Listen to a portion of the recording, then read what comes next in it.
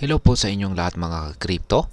Tila mas tumitibay po ang posisyon ni Pepe sa meme coin market habang patuloy po na nag-i-invest ang mga tinatawag nating whales o malalaking investors. Ang kanilang sunod-sunod na pagbili ng bilyong-bilyong Pepe tokens ay nagbibigay daan sa optimism na maaari pong tumaas pa ang presyo nito ng hanggang 7 beses or 7 times na gains. Kaya ano po ang ibig sabihin nito para sa crypto market at para sa atin bilang mga Pinoy traders o investors ni Pepe? Ayan po ang siyang ating pag-uusapan sa video na ito. Pero bago po tayo magpatuloy, ay nais ko lamang po munang bigyang linaw ang aking disclaimer kung saan ang nilalaman po ng video na ito ay hindi po ito isang financial advice. For education and information purposes lamang po ang layunin nito. Ayan, ano po ang sinasabi ng whale accumulation tungkol dito kay Pepe?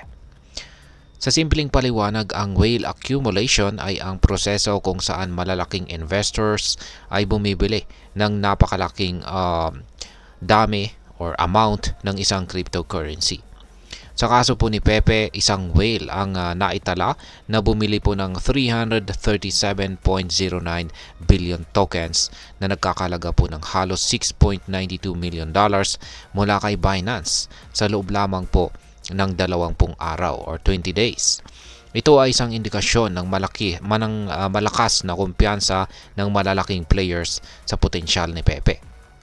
Bukod pa rito, ang kabuang bilang ng mga holders ng Pepe ay umabot na po sa halos 334,000 addresses.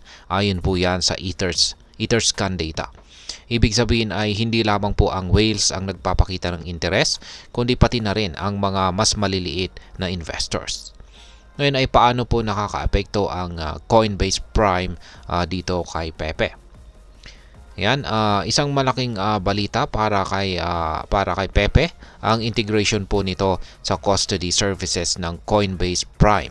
Ang serbisyong ito ay nagbibigay daan sa malalaking institutional investors na ligtas na mag-hold at mag-trade kay Pepe. Ang hakbang na ito ay nagpapakita po ng mas malawak na pagtanggap sa meme coin na ito, kung saan ay maaari pong magdala ng mas maraming kapital mula sa iba't ibang uri ng mga investors. Yan. Ngayon ay totoo nga ba ang prediction na 7 times gains? Ayan. Batay po sa kasalukuyang datos, si Pepe ay nagtitrade po sa presyong 40 digits 2065, kung saan ay meron po siyang pagtaas na 12% sa kanyang weekly chart at 154% naman sa kanyang monthly chart. Ayon po sa mga eksperto ay may posibilidad po na umangat pa ito ng 7 beses batay po sa bullish trajectory nito at patuloy na whale accumulation. Ang prediction po na ito ay hindi simpleng haka-haka. Pinapakita ng mga datos na higit sa 10 trillion na Pepe ang naipon ng malalaking investors sa nakaraang mga linggo. Sa ganitong senaryo, ang patuloy po na pagtaas ng demand at limitadong supply ay maaari pong magdulot ng pagtaas sa presyo ni Pepe. Ngayon ay ano naman po ang mga risk nitong si Pepe? Bagamat mukhang promising po itong si Pepe, hindi dapat natin kalimutan ang mga panganib o risk na kasama ng ganitong klase ng investment. Ang mga meme coins ay kilalang volatile at mabilis magbago ang kanilang presyo. Ang hype po mula sa whale accumulation ay maaring panandalian lamang, at kapag bumaba po ang interes, posibleng bumagsak po ang presyo nito ng mabilis. Kaya para po sa mga Pinoy traders at investors dyan, ay dapat po nating pag-isipang mabuti ang timing ng pagbili at pagbenta.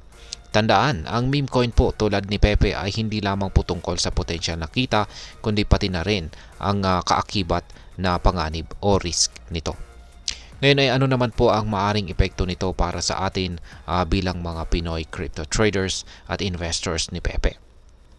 Ayan, ito po ay maaring maging pagkakataon upang makakuha ng malalaking kita, lalo na kung tama ang timing sa pagpasok at paglabas sa market. Ang mga gaya po ng mga whale accumulation ay nagpapahiwatig na may mga malalaking players na naniniwala kay Pepe, kaya't posibleng sundan ito ng ibang investors. Ngunit mahalaga ring tandaan na hindi lahat po ng hype ay dapat agad sundan. Mahalaga po ang due diligence o masusing pag-aaral bago po mag-invest. Para sa mga bagong traders, magsimula muna sa maliit na kapital at huwag pong ilagay ang perang hindi kayang mawala. Ngayon ay ano naman po ang aking masasabi tungkol dito. Si Pepe ay nagpapakita po ng napakalaking potensyal sa kasalukuyan. Ngunit hindi ito dapat tingnan bilang isang siguradong investment. Ang whale accumulation ay isang mahalagang indikasyon ng bullish market sentiment, ngunit hindi po ito garantiya ng tuloy-tuloy na pagtaas ng presyo. Kung balak mo pong mag-invest, gawin ito ng may malinaw na layunin. Huwag pong magpadala sa hype ng walang sapat na kaalaman. Sa ganitong paraan ay maiiwasan mo ang malalaking pagkalugi o talo. Ngayon, si Pepe ay isa po sa mga pinaka-exciting na meme coins ngayon. Habang may mga eksperto na positibo ang pananaw dito, mahalagang mag-ingat at maging responsable sa pag-invest. Tandaan, sa crypto, ang tagumpay ay nakasalalay po sa tamang diskarte at kaalaman.